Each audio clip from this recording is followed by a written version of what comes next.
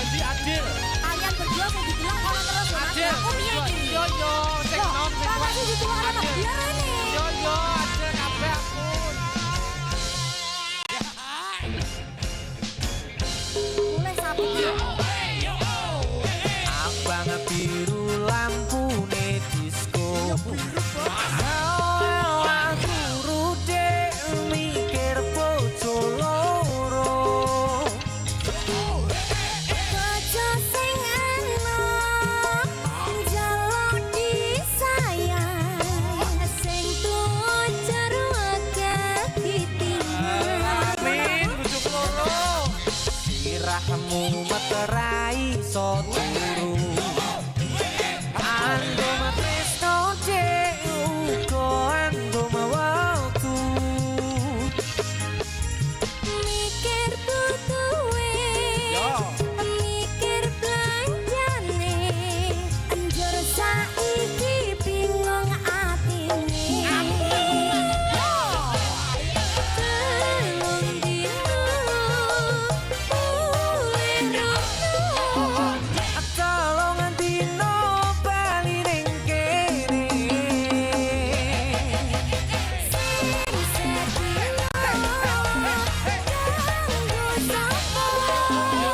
sing sedina kanggo wong liya. Wong liya jelas. Sing sedina kanggo wong liya.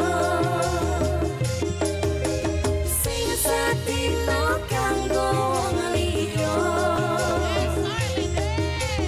Sing sedina kanggo wong liya.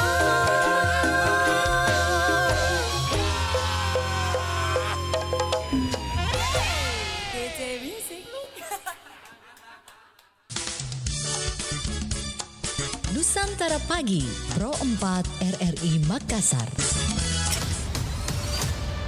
Kabaratna Pro 4. Sahabat Bude, pesona Gunung Api Mahangetang. Gunung Api Mahangetang adalah gunung berapi aktif di Sulawesi Utara yang menawarkan pemandangan spektakuler dan kegiatan menarik bagi wisatawan. Terletak di Kepulauan Siau, gunung ini memiliki kawah yang aktif dan landscape alam yang unik. Wisatawan dapat melakukan pendakian ke puncak gunung, menikmati pemandangan kawah dan melihat kegiatan vulkanik yang menarik. Namun perlu diingat bahwa kegiatan vulkanik dapat berubah-ubah sehingga penting untuk memeriksa kondisi terkini sebelum melakukan kunjungan. Demikian Kabaratna Pro 4.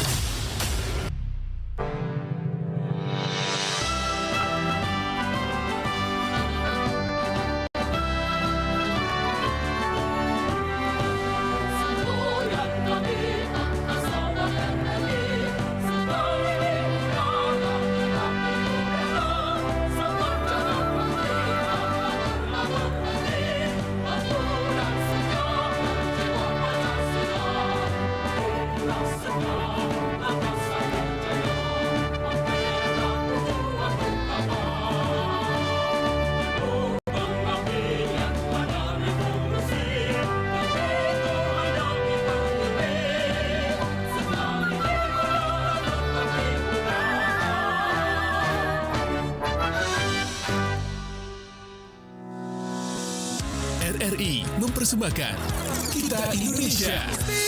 Kau dan aku memeluk bineka kita bersatu. Kita Indonesia. Indonesia sesungguhnya. Indonesiaisme.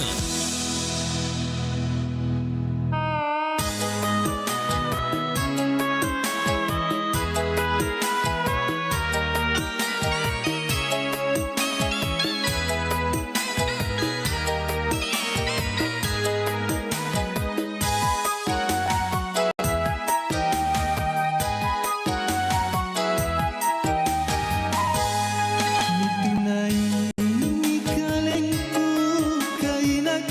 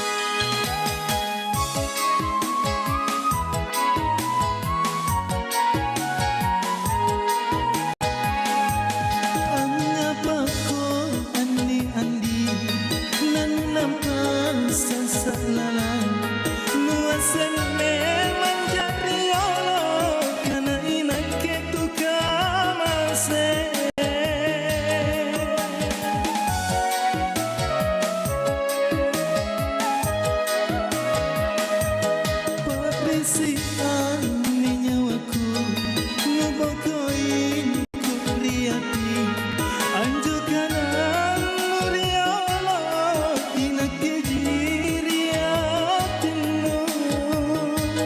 Anjo pane riatinu Nu pareja pabanenaku O karae malompo Sarito maklitenea Nan risiri na nyawaku Sabatu natalasaku Tu guru jene matanku Lonaku itu ngane sarengku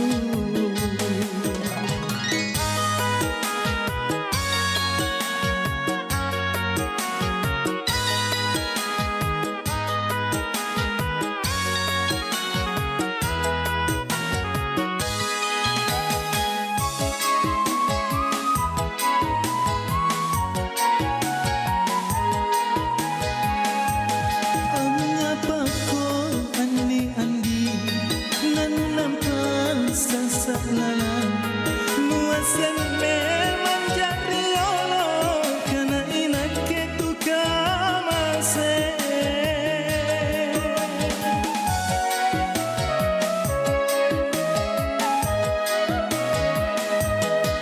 Pabrisian ni nyawaku Ngubokoin ku riati Anjo kanan muriolo Inake jiriatinu Anjo pane riatinu Nu pareja pabanenaku Ditunai kalengku Kailake tu kamase Tau licin na ciniku Naboko ito maliati Tu guru jene matanku Lonaku itu ngane sarengku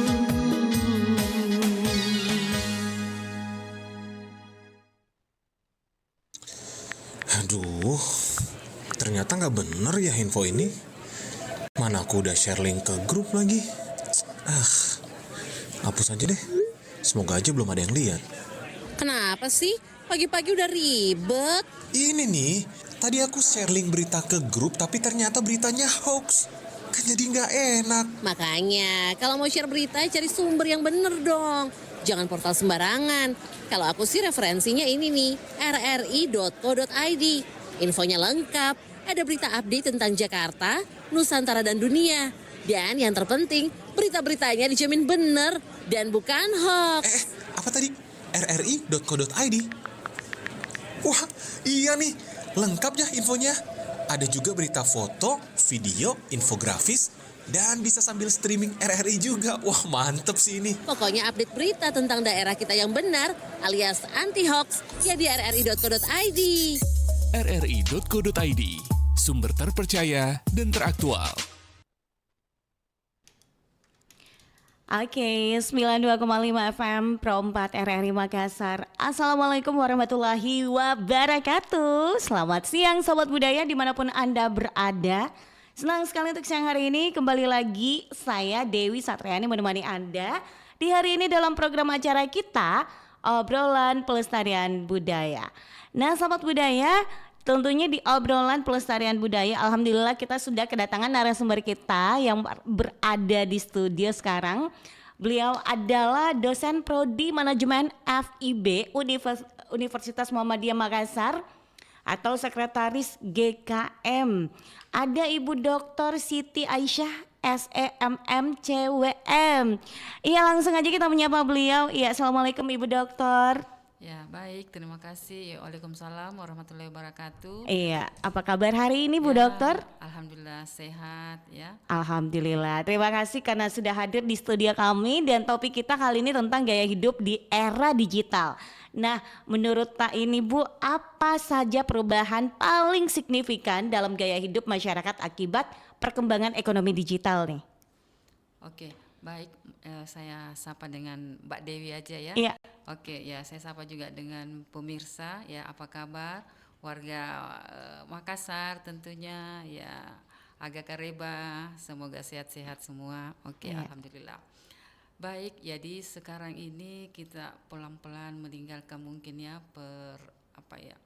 pekerjaan ataupun pembelanjaan ataupun konsumsi, kita semua mungkin pelan-pelan beralih ke zaman digital ya. Nah, karena kita mungkin banyak kesibukan, banyak mungkin urusan ya yang banyak menyita waktu, tentunya dengan kita berbelanja atau kita berkonsumsi dengan digital, baik itu mungkin melalui lewat Facebook misalnya atau Instagram dan macam-macam ya. Sekarang yang lagi rame itu mungkin TikTok ya. Jadi ya banyak produk-produk ataupun jasa-jasa yang mereka promosikan lewat sosial media tersebut. Nah, keuntungan bagi kami sebagai konsumen atau sebagai saya mungkin mewakili ya, bisa saya ibu rumah tangga, bisa mungkin profesi sebagai dosen, tentunya banyak menyita waktu saya di rumah atau di tempat kerja. Nah, dengan hadirnya mungkin solusi ini lewat digital ataupun sosial media itu banyak membantu, bisa mengurangi kita punya waktu.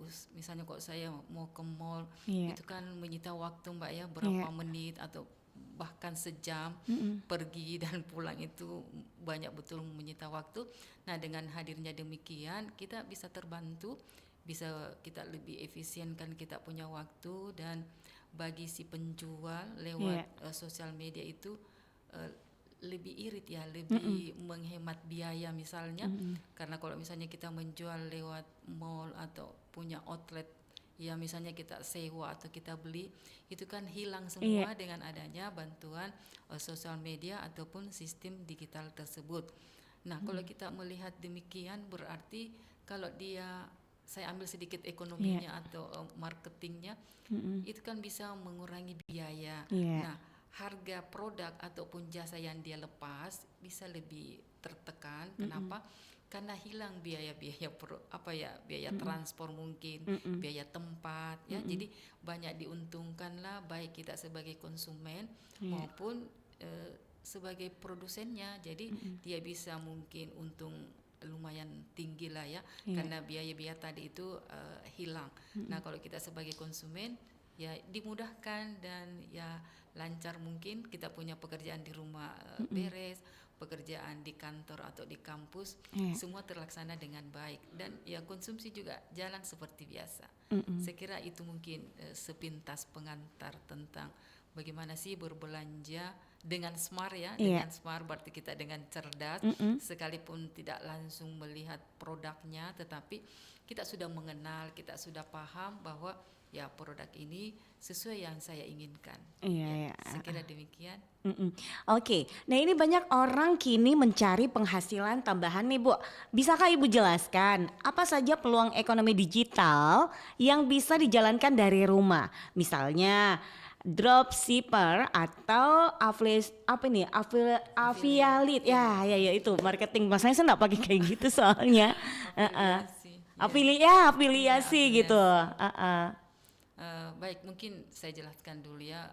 Menjual atau mempromosikan lewat afiliasi itu berarti si yang punya produk cukup mengirim semacam link khusus ya, bisa di share di sosial media ya, bisa di TikTok, bisa di Facebook dan Instagram ya, ataupun di digital lainnya.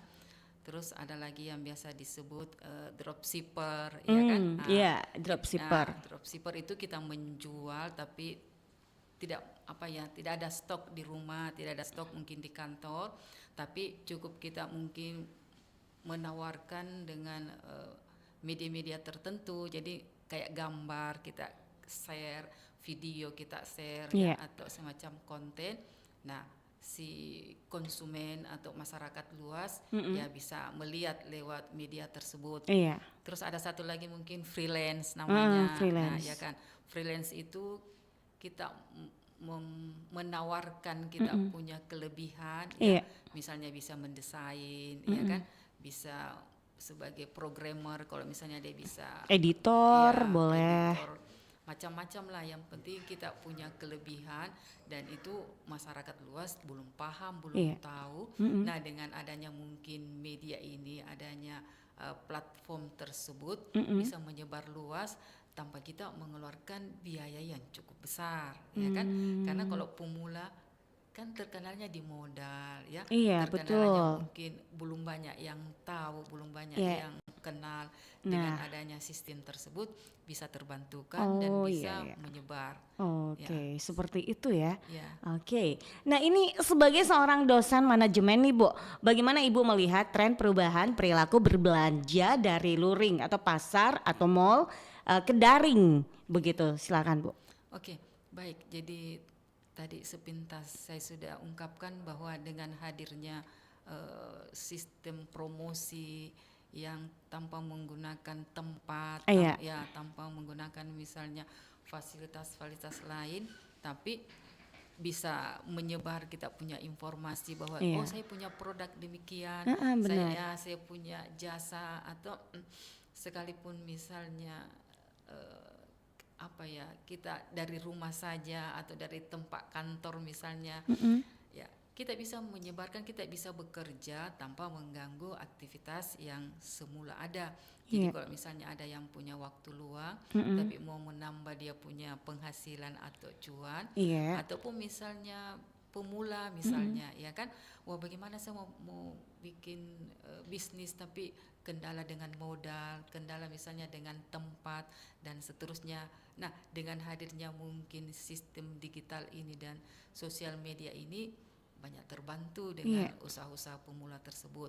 Nah, kami juga sebagai konsumen atau konsumsi barang-barang itu terbantukan dengan kemudahan-kemudahan tersebut. Kalau kita ya mungkin waktu yang tidak setiap hari lah kita bisa mungkin ke mall atau ke pasar, ya. Karena itu tadi ada aktivitas yang menyita waktu, harus stay di kampus ataupun di kantor. Iya, betul. Tapi ini kembali lagi yang namanya biasanya kan kalau misalkan postingan, nah itu postingannya semenarik mungkin. Terkadang orang memposting produknya yang ada di dia posting di media sosialnya. Nah, itu kurang menarik gitu. Nah, ini kayaknya harus butuh keahlian lagi untuk mempelajari yang namanya seni untuk mengambil gambar, mengambil video, mungkin seperti itu ya, Bu ya. Enggak asal-asalan atau mungkin memang yang penting ada videonya. Bagaimana menurut Tak? Ya, maksud saya sekalipun mungkin sedikit pengetahuan tentang bagaimana sih menjadi kreator gitu ya. Artinya harus pandai juga membuat video, ada istilah diedit mungkin sedikit, ya. Atau misalnya memang ada di khusus jurusan media itu ya, atau fotografer yang membuat foto sedemikian cantik atau misalnya menarik, ya. Karena kalau kita mau mempromosikan sesuatu misalnya tidak ada kreativitas di dalamnya, kayaknya kurang peminat nantinya. Iya, benar. Ya, jadi ya bikinlah semenarik mungkin. Makanya itu sangat penting ya, Bu ya. Pengetahuan tentang fotografi begitu ya. Oke. Misalnya sharing-sharing mungkin ya dengan Betul. sesama teman, ya. Siapa tahu ada di antara teman punya keahlian, mungkin main di warna, main di bentuk misalnya, atau di background. Itu kan bisa lebih menarik lah, lebih banyak. Minimal mungkin ada yang nonton, ada yang. Tapi semoga tahu temannya tidak sekek, mau berbagi ilmu. Iya. Saling membantu mungkin Saling membantu, benar. Bisa sharing. Kalau misalnya ada janji-janji atau iming-iming, kalau seandainya saya sukses atau berhasil, ya adalah sedikit berbagi biar temannya ikut menikmati kesuksesan temannya tersebut. Saya kira kerjasama yang baik kan tentunya ya membantulah bagaimana prospek ke depan. Oke, sip lah. Nah, saat ini banyak profesi baru muncul seperti konten kreator gitu. Nah, apa saja keterampilan dasar yang dibutuhkan seseorang untuk memulai profesi ini dan menghasilkan uang nih? Biasanya saya perhatikan yang banyak main di situ ya anak-anak teknik mungkin. Teknik ya. Ya, karena mereka kan lebih menguasai aplikasi yang ada mungkin di di HP-nya atau mungkin dia di media-media yang lain, ya disitulah mungkin muncul inovasi-inovasi anak-anak karena saya lihat dia lebih cepat tanggap dengan kemajuan-kemajuan teknologi yang semakin dinamis, semakin kompleks. Nah, sekalipun barangkali temannya yang punya ilmu, tapi kalau misalnya kita bergaul, kita berteman, kan bisa saling mengisi, saling membantu. Apalagi kalau masih muda kayak saya bawa ini ada 2 mahasiswa, saya pikir enggak apa-apa lah bagaimana sih mengenal dunia kerja nantinya. Benar. Karena kita bekerja itu biasanya tidak sesuai dengan kita punya jurusan. Jadi misalnya kita manajemen, bisa saja misalnya bekerja di tempat seni, kenapa tidak? Iya, kan? betul. Itu kan pekerjaan kalau memang kita tekuni, ya bisalah kita ikuti. Sepanjang ada kemauan mau belajar, ya mau kerja keras, ya peluang akan terbuka lebar. Ya. Betul. Karena kita tidak bisa sekarang pilih-pilih pekerjaan bahwa saya cuma mau yang ini karena gajinya sekian. Oh jangan. Jangan. Ya, kita mulai dari nol saja. Apa kita punya? Paling bagus mungkin kalau kita punya hobi. Hobi. Itu, ya, hobi yang terbayarkan jadinya. Jadi tersalurkan kita punya hobi, tapi menghasilkan cuan. Jadi di kampus tuh di Unismu, khususnya di Unismu Makassar ada mata kuliah kewirausahaan namanya. Nah mata kuliah ini sangat banyak membantu lah mahasiswa. Saya kadang-kadang menyampaikan bahwa tidak apa-apa lah Anda misalnya fakultas pendidikan guru SD. Nah, kita bayangkan setiap tahun ya di Unismu itu mencetak alumni 2 kali setahun ya lakukan wisuda. Itu kan berapa alumni yang kita lepas. Nah, apakah misalnya semua mau jadi guru itu kan ya enggak mungkin ya karena ya peluang untuk itu kecil sekali. Nah, saya kadang sampaikan bahwa dengan ada mungkin ilmu kewirausahaan, kenapa tidak gitu. Sekalipun mungkin basicnya pendidikan guru SD, tapi kalau bisa bisnis, banyak kan yang sukses sekalipun ya bidang ilmunya agak berbeda karena mungkin kita dituntut zaman barangkali bahwa kita harus ya mampu sekalipun bukan itu kita punya bidang ilmu. Kayak contohnya tadi ya kewirausahaan. Kita berawal dari kecil ya karena semua yang pebisnis besar itu kan tidak ada yang langsung sukses. Semua mulai dari nol, mulai dari mungkin dari coba-coba atau mulai dari tadi yang hobi tadi ya kan. Tapi ya kita tidak tahu bagaimana ke depannya. Kita optimis saja menghadapi tantangan yang semakin kompleks sekarang. Ya. Saya kira itu mungkin. Oke. Baik, sebelum kita lanjut nih Bu, kita dengarkan dulu yang berikut ini. Ya, baik. Pro 4 92,5 FM.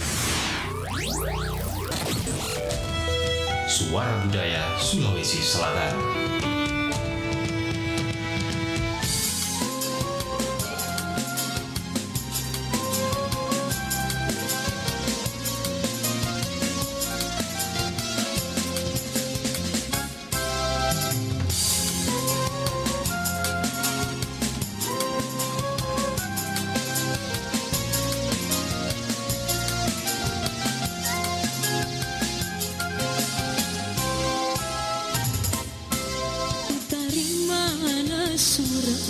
Surat batin imam ubacari lalang hati marunu wai mataku engkaro bari kadamu tianuri janjimu utari mana surat batin imam ubacari lalang hati marunu wai mataku.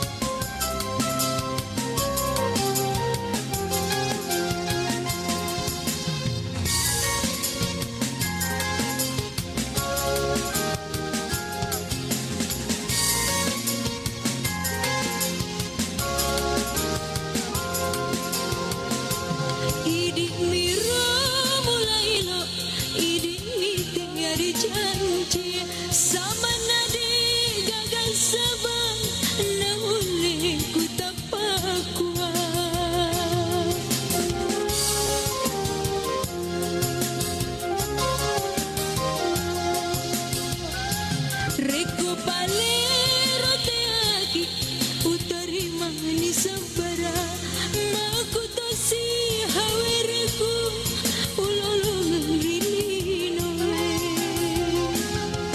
utari mana sur batilimam ubacari dalam hati marunua mataku.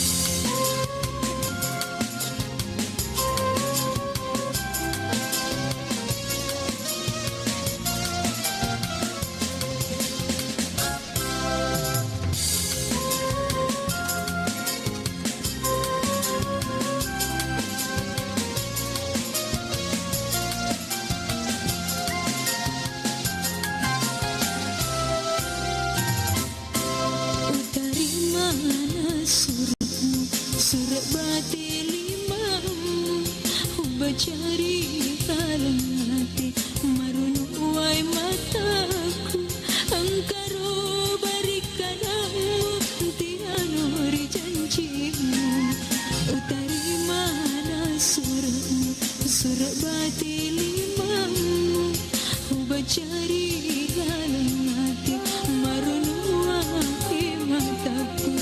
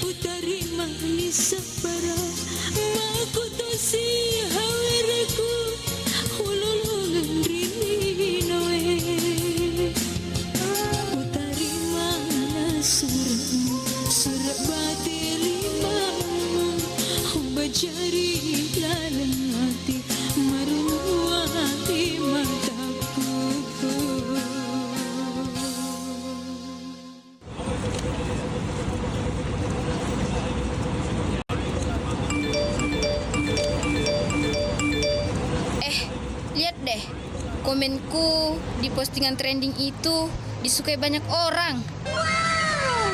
Serius?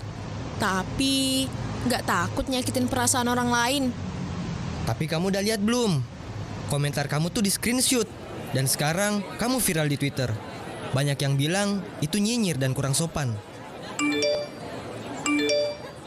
Hah? Seriusan?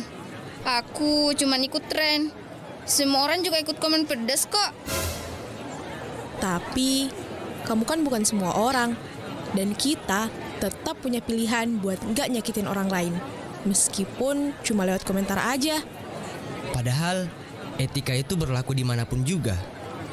Di dunia nyata kamu sopan.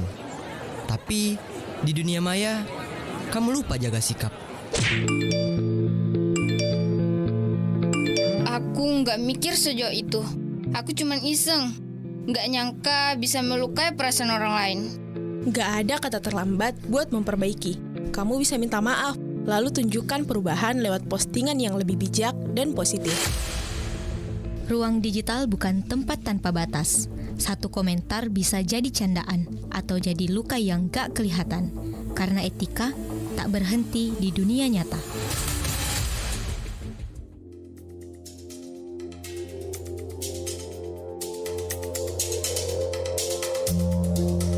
Tahukah Anda ada bendera merah putih yang sama usianya dengan bendera pusaka?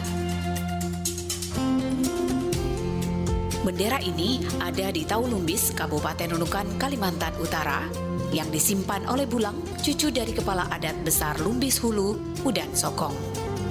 Bendera merah putih berukuran 2 kali 3 meter yang dibuat 76 tahun silam ini pertama kali dikibarkan di Lumbis perbatasan antara Indonesia dan Malaysia bertepatan dengan proklamasi kemerdekaan Republik Indonesia 17 Agustus 1945. Bendera ini terakhir dikibarkan setelah berakhirnya perang konfrontasi pada tahun 1967 sebelum diduplikat dan disimpan sebagai benda bersejarah. Baik, kita masih bersama di program acara kita, Sahabat Budaya, tentunya di obrolan pelestarian budaya dengan topik kita gaya hidup di era ekonomi digital. Narasumber dosen Prodi Manajemen FIB Universitas Muhammadiyah Makassar, Ibu Dr. Siti Aisyah SEMM CWM. Iya Bu Dokter, kita lanjut lagi ya. Iya Bu Dokter, ini banyak pendengar kami nih mungkin ingin mencoba mengeruk cuan dengan memanfaatkan digitalisasi ini. Nah menurut Tay ini Bu, apa perbedaan mendasar antara dropshipper, afiliasi marketing dan freelance, dan mana yang paling cocok untuk pemula nih? Oke, baik. Tadi sudah dijelaskan ya secara Iya. singkat apa sih perbedaan antara afiliasi ya, dropshipper maupun freelance. Nah, menurut saya dengan melihat pengertian masing-masing, kalau mungkin persamaannya sama-sama mungkin mau menawarkan produk ataupun jasa, tentunya masing-masing ada juga perbedaan. Nah, Ada perbedaan. kalau misalnya masih pemula ya mungkin ya karena pemula itu kan apa ya kendalanya di modal barangkali ya. Terus kedua mungkin pengalaman belum banyak. Nah, kalau misalnya terbatasnya hampir secara umum ya demikian mungkin. Tapi ya tentunya ada juga mungkin yang punya modal. Kalau misalnya dia punya orang tua atau keluarga ya itu lain cerita gitu ya. Kita ini mengambil sampel yang pada umumnya ya terkenal dengan modal ataupun pengalaman. Nah, kalau misalnya mereka termasuk kategori demikian, barangkali mungkin bisa memilih afiliasi dulu, Afiliasi ya kan? dulu. Karena afiliasi itu kan menawarkan barang ataupun jasa, cukup dengan membuat link, ya kan, link khusus. Nah, link tersebut bisa mungkin disebar, bisa di-share di seperti itu ternyata. sosial media. Nah, setelah mungkin sudah paham ya, sudah lama berkecimpung di afiliasi, bisa mungkin beralih ke dropshipper, ya kan? Nah, dropshipper ini, nah mereka menawarkan barang ataupun jasa, tapi tanpa ada stok atau ada stokis mungkin ya di rumah ataupun di toko.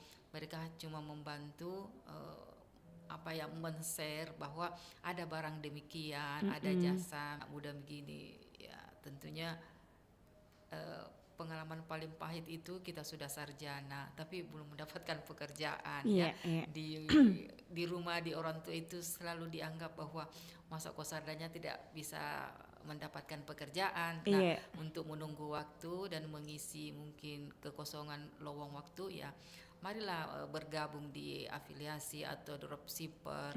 Nah, kalau misalnya lebih bagus lagi kalau misalnya di antara alumni ini punya kelebihan punya apa sedikit talenta mungkin ya kan, jadi ya itu misalnya mahir misalnya di musik. Nah, itu kan apa ya bisa hobi tapi bisa menghasilkan cuan. Terus misalnya bisa membuat, kalau misalnya cewek-cewek ya pandai mungkin masak ya, karena mungkin lihat orang tua sehari-hari melakukan aktivitas ya, membuatlah resep mungkin yang berbeda dengan yang sudah ada. Sedikit ada inovasi, sedikit ada mungkin kreativitas. Jadi misalnya kita membuat kue, ada toppingnya, ada isian atau ada fla dan sebagainya. Itu kalau misalnya kita jual ya kita men-share atau mempromosikan di sosial media, kenapa tidak? Ya kan, dengan harga mungkin yang terjangkau ya.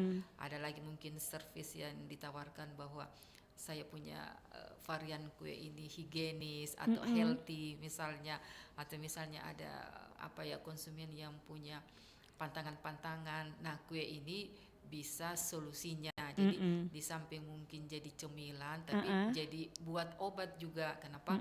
Karena bahan-bahan atau komposisi yang ada dalam situ memang untuk orang diet, saya kira kayak begitu. Jadi kita buat pelayanan yang mungkin agak kurang dilakukan untuk pebisnis yang sudah sukses, karena kami masih pemula. Jadi ya berawal dari nol, enggak apa-apa kita ambil yang mungkin pebisnis besar tidak lakukan, itu yang kita lakukan. Jadi ada mungkin plusnya, sekalipun kita masih sangat terbatas dan sangat sederhana. Tapi ya enggak apa-apa, berani saja. Artinya ya kesempatan itu kan terbuka lebar. Ya siapa sangka kalau misalnya besok itu menjadi prospek dan peluang besar untuk mereka, dan bisa jadi temannya juga jadi terinspirasi dengan ide-ide yang baru dan inovasi-inovasi yang terkini.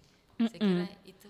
Oke. Nah, ini tantangan terbesar yang dihadapi seseorang saat memulai bisnis dari rumah. Ini terutama dalam mengelola keuangan dan waktu nih, Bu. Bagaimana strategi pemasaran digital seperti promosi di media sosial ini dapat mempengaruhi keputusan belanja konsumen di era ini? Oke, baik. Tadi itu saya mungkin kalau mewakili anak anak alumni itu ya. Jadi kalau misalnya kita lihat dia punya basic ilmu, siapa tahu misalnya dia manajemen keuangan, berarti ya mereka paham bagaimana mengelola keuangan atau memanage dia punya perusahaan. Kalaupun misalnya dia masih menganggur atau masih belum mendapat pekerjaan, bisa menawarkan jasa. Artinya dia bisa lewat freelance gitu ya. Jadi datang mungkin ke catering atau rumah-rumah makan yang masih sangat sederhana, dan biasanya kita kan tidak mempersoalkan seberapa besar kita punya salary atau gaji. Yang penting ilmu itu bisa kita aplikasikan, kita bisa membantu, ya kan? Nah, itu mungkin kelebihan, bisa di share bahwa siapa tahu ada yang membutuhkan dan ada yang melirik, kenapa enggak ya, sekalipun kalau dilihat ya memang sih manajemen keuangan itu kedengarannya wah, tapi kalau misalnya kita lagi belum mendapat pekerjaan, kita sasarlah yang terjangkau dulu, enggak apa-apa. Nah, kalau misalnya dari fakultas lain mungkin kan di kampus-kampus itu kan banyak diajarkan dasar-dasarnya ya. Jadi kalau misalnya kayak anak teknik dia atau anak seni misalnya, ya adalah pengenalan secara pengantar bahwa oh dengan begini Anda bisa melakukan sekalipun bukan di jurusan Anda. Jadi sebagai mahasiswa itu kan memang bukan berarti serba bisa, tetapi mampulah disodorkan pekerjaan apa, jangan mengatakan tidak, dicoba dulu. Nah, baru bisa kita bisa mengatakan oh saya tidak mampu atau tidak. Kalau kita belum coba kan tidak bisa kita mengambil kesimpulan dulu. Saya kira itu mungkin tambahannya bagi yang pemula dan baru mau memulai bisnisnya, masih bingung mau bisnis apa gitu ya. Ya dilihatlah sekarang apa sih yang lagi rame. Sekarang itu ya ini kan awal dari COVID mungkin ya. Betul. Ya banyak yang bekerja di rumah saja, tetapi wah bisnisnya bisa menjanjikan nantinya. Jadi kalau kita kan pernah juga dirumahkan, kita mengajar sambil mengurus ya yang di rumah-rumah. Nah, kalau misalnya ada yang kayak mahasiswa belum ada pekerjaan, ya ditekunilah dari rumah saja. Bisa ya makanan atau masakan atau minuman-minuman yang sekarang yang penuh dengan yang lagi hits gitu, yang sekarang. Cukup misalnya dikasih topping buah gitu ya, yang segar-segar atau. Tapi sekarang bukan topping yang segar-segar ini, Bu. Yang sekarang itu topping-topping kayak apa misalkan kayak crunchy, terus topping kayak Oreo begitu. Nah, ini banyak sekali berbagai topping nih. Kalau buah-buahan kayaknya jarang nih. Ya, sudah kan dinamis ini ya, sesuai dengan kebutuhan dan selera konsumen yang ikuti mungkin. Ya. Sama saya kan suka dengan kopi ya. Jadi kalau misalnya ada varian-varian baru, tentunya itu kan membuat kita penasaran karena mau coba. Nah, kalau misalnya konsumen itu mencoba dan sesuai dengan selera dan harga pun terjangkau, tentunya mereka kan akan membeli lagi. Nah, kalau misalnya sudah terjadi repeat beli, misalnya beli lagi, berarti kita punya produk ini diterima di masyarakat. Betul. Karena terjangkau dan seleranya ya lumayan Sesuai. sesuai lah dengan penikmat kopi misalnya. Iya. Jadi kalau saya mencobalah sesuatu, ya jangan takut misalnya saya salah atau takut karena tidak laku misalnya. Karena dari pengalaman tidak laku itu kita kan bisa mengevaluasi kira-kira produk saya tidak laku apa gitu ya. Mungkin ya dari rasa mungkin harus ditambah atau bagaimana ya, dikasih apa ya, ada tambahan lah, karena kita merasa wah kok sehari ini yang laku cuma sekian. Nah dengan itu kita mengevaluasi, kayaknya bagus kita bikin sampel, terus kita bikin sampel, terus kita kasih coba-coba mana di antara semua sampel itu ya misalnya konsumen lebih suka. Nah kalau misalnya kita itu sama kalau misalnya kita melakukan observasi, ya kan, observasi di lapangan, kita turun mencari bagaimana selera konsumen dan berapa jangkauan ya. Jadi kita bicara tentang pendapatannya, karena mungkin kendalanya itu agak mahal barangkali kita punya produk atau tidak sesuai dengan selera konsumen. Nah dari situ kan kita bisa mengevaluasi, kita memperbaiki dan kita meningkatkan bagaimana selera konsumen dan berapa jangkauan harga yang dia mampu supaya produk kita bisa laku. Iya. Oke. Nah ini sebagai konsumen, bagaimana cara kita menjadi pembelanja yang cerdas dan bijak di e-commerce? Apa saja tips untuk menghindari penipuan atau pembelian impulsif? Impulsif. Ya, oke, baik. Ya jadi tadi itu saya mewakili sebagai produsen. Sekarang ini saya mungkin mewakili sebagai konsumen. Oke. Baik. Jadi kita sebagai konsumen ya harus cerdas juga, harus smart mungkin ya.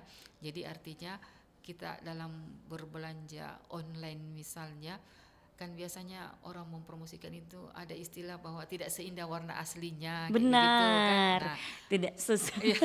Jadi apa ya? Jangan sampai kita jadi korban betul, tidak sesuai betul. warna aslinya.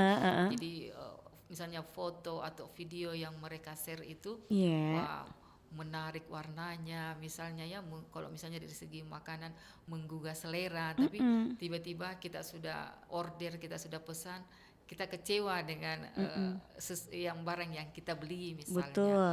Jadi pesan atau tips ya bagi konsumen atau si penjual, bahwa ya menjuallah dengan amanah mungkin gitu ya. Jadi apa yang Anda sajikan, apa yang Anda share itu itulah kenyataannya, yang realnya yang demikian, supaya kita sebagai konsumen tidak kapok membelinya, ya kan. Jadi kalau misalnya taruhlah minuman, wah enak rasa kopinya, sesuai dengan mungkin ya selera anak-anak sekarang atau sesuai dengan selera konsumen, dan pun kalau kita melihat harganya cukup terjangkau. Jadi kita termasuk ya pembeli yang smart lah kalau kayak demikian. Kenapa? Karena kita juga pandai melihat bahwa kayaknya ini banyak tipu-tipunya mungkin. Iya. Kayaknya kalau misalnya taruhlah ya warna ayam misalnya atau sayur, kalau dibumbu-bumbui dengan istilahnya diedit-edit yang tidak sesuai, nanti kan bukannya kita selera makan tapi malah hilang kita punya selera dengan melihat kondisi. Artinya barang kalau misalnya dari makanan harus fresh barangkali, ya kan. Kalau minuman pun demikian harus fresh. Kenapa? Jangan sampai yang kita konsumsi itu bukannya menjadi nutrisi buat kita, malah sebaliknya jadi racun. Jadi racun. Nah itu yang kita hindari. Jadi ya semoga baik itu sebagai produsen maupun konsumen kita sama-sama diuntungkan, ya kan. Jadi kalau demikian berarti bisa berkelanjutan kita punya bisnis, dan sebagai konsumen juga ya bisa mungkin kita jadi langganan. Iya, betul. Kalau memang memuaskan gitu ya, sesuai dengan ekspektasi. Sesuai. Tapi kalau tidak sesuai harapan, Iya benar. Wah, oke. Nah ini bagaimana pelaku usaha kecil ini dapat bersaing dengan pemain besar di pasar digital ya? Apa saja strategi yang efektif nih, Bu? Oke, baik. Jadi memang sih kalau misalnya kita melihat bahwa orang yang sudah sukses, yang sudah punya nama mungkin di masyarakat, ya mungkin promosi ya paling 10% mungkin ya. Tetapi kalau misalnya kita yang pemula ya mungkin kita yang promosinya 90% gitu karena kan masih terbatas yang mengenal, masih terbatas mungkin yang tahu kita punya produk ya kan. Apa kelebihan kita punya produk, apa keunggulan kita punya produk. Nah, kalau misalnya kita bisa mempelajari itu ya, kalau misalnya bisnis besar tidak bisa melakukan kurir ya, kita lakukan itu kurir mungkin misalnya menjemput atau mengantar ya. Nah, terus setelah itu ya ada mungkin servis-servis lainnya yang bisa kita lakukan, bahwa misalnya kalau beli misalnya produk ini ada mengikut hadiah-hadiah atau perintilan-perintilan gitu. Giveaway adalah yang kita berikan, sekalipun itu mungkin nilainya kecil, tapi kalau itu berupa hadiah biasanya konsumen tuh senang tonji. Betul. Jadi sesuai lah harga yang kita jual dengan ya hadiah-hadiah yang kita janjikan. Kenapa? Itu kan menarik dan bisa menjadi peluang besar untuk kita, karena ya pebisnis besar mungkin sudah jauh yang hal yang demikian, karena kan punya nama dan punya position namanya ya, artinya kalau disebut dia punya merek, siapa yang tidak kenal misalnya. Tapi kalau kita punya produk, ada brandnya gitu. Kalau kita punya kenal saja tidak, apalagi yang mau dikatakan punya pelanggan kayaknya masih belum. Jadi ya itu mungkin triknya ya, tonjolkanlah apa kelebihan produk Anda yang orang tidak punya misalnya kan. Kalaupun misalnya punya tapi mirip-mirip, ya buatlah sedikit inovasi biar beda ya, ada kreativitas di dalamnya. Nah, saya kira itu mungkin bisa membantu dicoba dulu. Kalau misalnya masih gagal, kan ada namanya evaluasi. Kita belajar lagi dari kegagalan, kenapa kok bisa gagal gitu ya. Jadikan itu motivasi ya, betul. Jangan sampai misalnya gara-gara misalnya kurang laku, wah kayaknya saya enggak langsung jodoh, berhenti ya, nih. enggak jodoh kayaknya di bidang ini. Iya. Karena biasanya yang butuh perjuangan keras itu ya biasanya sukses di hari esok ya. Kenapa? Karena dia punya mental sudah terlatih ya kan, jadi laku ataupun misalnya agak kurang. Nah, jadikan itu motivasi, jadikan itu bahwa saya mesti harus lebih tonjolkan lagi kreativitas saya. Kenapa? Karena kayaknya orang belum sesuai dengan seleranya ini. Saya kira itu mungkin, jadi kreativitas dan inovasi itu tidak bisa hilang ya, karena kita harus ikuti selera dan bagaimana supaya bisa kita sama dengan yang pebisnis besar tadi. Ya. Tapi itu kan butuh proses namanya. Ya, semua itu kita ditempa dengan proses. Bagaimana kita melakukan, bagaimana kita biasanya kan banyak konsumen mengatakan harus begini, harus ini. Kita ikut sepanjang itu masih bisa ditoleransi dan kita mampu, kenapa tidak? Kita ikut apa selera konsumen dan berapa sih daya beli mereka. Kita ikuti juga supaya laku kita punya produk. Oke, baik, sebelum kita lanjut lagi kita dengarkan pesan yang berikut ini, Bu. Aduh, kok rasa-rasanya belum kenyang ya? Iyalah, namanya belum makan nasi. Yuklah, kita cari nasi yuk. Lah, tapi kau udah makan mie ayam, terus tambah bakso lagi. Nah, pernah dengar kalimat itu kan? Atau pernah ngalaminnya sendiri? Ternyata ada sejarah belum makan kalau belum makan nasi. Awalnya karena ada sugesti yang melekat di masyarakat Indonesia, bahkan sudah menjadi budaya, yaitu adanya keyakinan jika belum makan nasi maka belum kenyang. Sugesti membudaya dan turun-menurun seperti inilah yang sulit sekali dihilangkan. Ternyata sugesti ini berawal dari propaganda yang sudah ditanamkan di benak orang Indonesia sejak zaman dulu. Ingat 4 Sehat 5 Sempurna? Ini adalah salah satu program kampanye pemerintah di tahun 1950-an supaya rakyat ngerti tentang pola makanan dan gizi yang benar. Nasilah yang dipilih buat contoh karbohidrat. Makin tertanamlah bahwa makanan pokok kita ya nasi. Letak geografis dan iklim Indonesia ternyata juga mempengaruhi keputusan kenapa kita lebih memilih nasi daripada sumber karbohidrat lainnya. Sedangkan alasan dari rasa belum kenyang adalah karena kita sudah ketagihan nasi.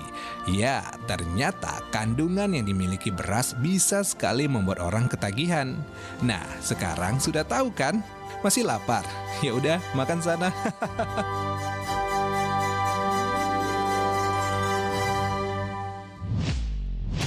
Pada suatu ketika,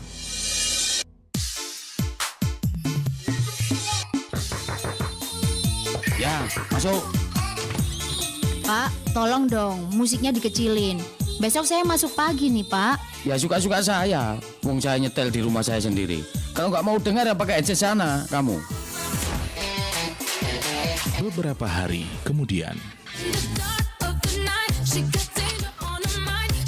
Dek, kamu bisa nggak kalau muter lagu jangan kenceng-kenceng? Lagian lagu apa itu? Nggak jelas gitu lagunya anak muda sekarang itu. Loh, ya kan suka-suka saya dong, Pak. Bapak kan juga bisa pakai headset. Nah, akan lebih indah kalau hidup bertetangga, saling pengertian kan?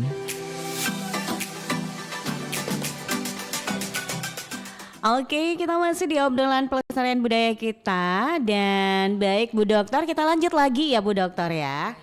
Oke, nah ini harapan ini Bu untuk masa depan ekonomi digital di Indonesia agar bisa lebih inklusif dan merata bagi semua kalangan. Baik, berbicara tentang digital ya, harapan saya semoga bukan cuma di kota tapi di pedesaan, di daerah-daerah terpencil ya, itu jaringan apa ya, internet mungkin ya itu jangan misalnya hilang-hilang jaringan, hilang signal ya. Kenapa? Karena kalau itu terganggu berarti kan agak terbatas ya untuk menggunakan internet tersebut. Terus selanjutnya mungkin bisa kita lebih memaksimalkan literasi tentang digital, bahwa literasi digital itu kan ada yang mengatakan biasa bahwa banyak negatifnya, ya kan? Nah di sini kita memberi pemahaman bahwa hal apapun itu ya mungkin ada ya sisi negatif dan ada positifnya. Kita tidak usah nonton lah yang negatifnya gitu ya. Artinya sesuai dengan apa kita punya profesi atau apa yang kita butuhkan, itu yang kita lihat, itu yang kita ambil ya. Karena kadang-kadang kan orang tuh kalau enggak paham jangan pegang HP terus, jangan main HP terus, karena misalnya ya ada hal yang dia khawatirkan mungkin. Nah kita memberi pemahaman bahwa di sosial media itu memang banyak ya bervariasi informasi ataupun orang share, tapi kita kan sebagai mungkin sebagai konsumen ataupun produsen, kita sebagai yang semarnya ya sesuai saja dengan kita punya profesi yang kita ambil ya. Ya kalau yang ada negatifnya ya terserahlah orang kayak bagaimana. Kita juga tidak bisa memaksa, makanya literasi digital ini ya harus kita jangan bosan-bosan menyampaikan bahwa digital itu memang penting. Ya kalau orang mengatakan ada negatifnya ya enggak apa-apa. Artinya kita hidup saja kan kayak begitu, ada negatif dan ada positifnya, tetapi ya bagaimanalah kita menyikapi hal-hal tersebut. Jadi misalnya saya sebagai dosen ya menyampaikan semampu saya yang mungkin kalau tidak bisa misalnya di kelas atau misalnya di tempat-tempat komunitas saya barangkali, atau misalnya sekali-sekali kita melakukan PKM ke daerah gitu ya. Nah disitulah kita mungkin menyampaikan bahwa ya sekarang sudah zamannya digital, sekalipun mungkin tidak bisa kita meninggalkan yang namanya offline, tapi lebih kalau mungkin kita bisa presentasikan ya mungkin 70 mungkin ya online-nya ya, sisanya itu mungkin offline. Ya kenapa? Karena itu tadi kita keterbatasan waktu dan tempat barangkali. Dengan adanya hal demikian kita bisa terbantukan dan kita bisa di mana saja. Jadi kadang-kadang misalnya saya lagi di kampus tapi ada teman misalnya yang mau lagi online, kan saya bisa sambil bekerja tapi bisa juga mengikuti kegiatan yang melalui online misalnya. Jadi ada kan misalnya kita rapat-rapat komunitas, misalnya mungkin ya dengan online. Jadi kita ikut hadir, kita ikut berkontribusi di kegiatan tersebut, tapi tanpa meninggalkan kita punya tugas pokok misalnya. Oke, Jadi seperti semua itu. jalan. Semuanya jalan gitu ya Bu ya. Oke, nah ini sebagai penutup closing statement Ta untuk para pendengar agar mereka bisa memanfaatkan peluang digital dengan bijak dan bertanggung jawab nih Bu.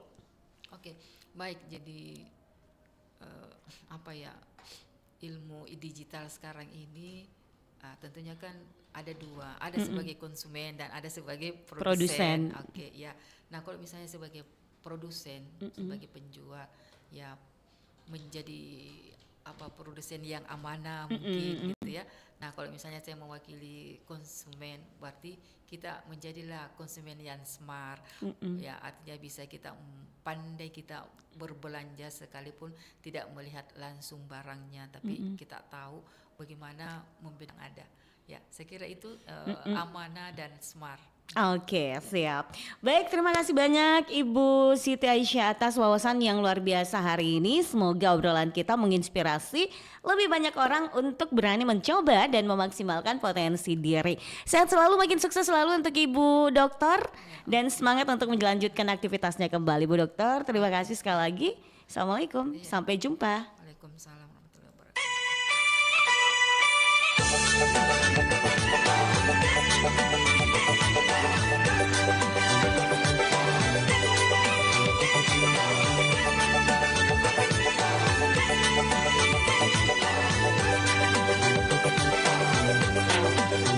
Anche da un mito lamba, anche in cialli cendana, na ola dundu, na vetei cepara, na ola dundu, na vetei cepara. Cepagana rilellua sabanari mendante si dendang anabamba suga si dendang anabamba suga.